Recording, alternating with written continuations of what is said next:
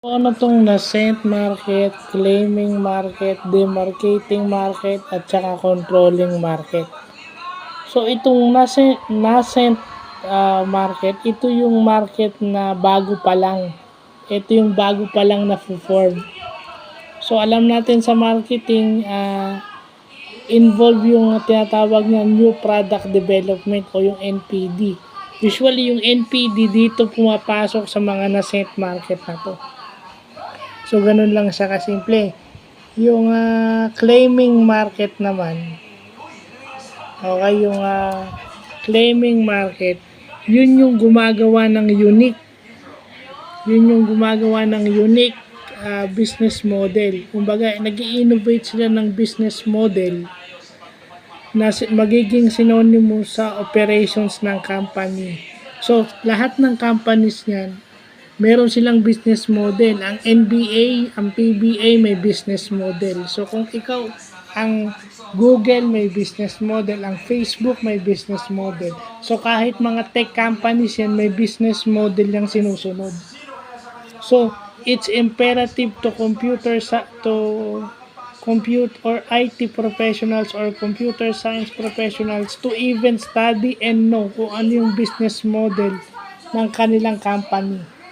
At kahit yung sa company nila, sa industry nila, dapat alam din nila yung mga business models nung nasa industry nila. Okay? And then itong demarcating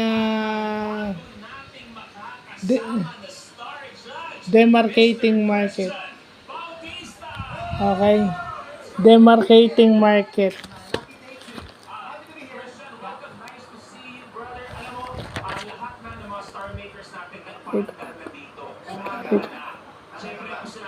Okay. Yung demarcating market naman, yun yung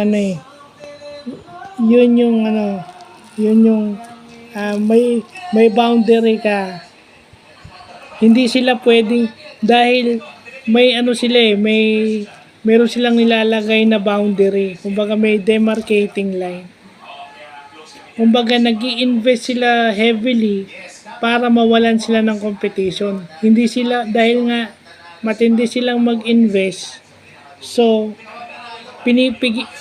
walang pumipigil na pumasok. Hindi nila pinipigil na pumasok. Pero yung kalaban nila o yung competitor nila is mapapaisip kung papasukin ba nila yung market na yun.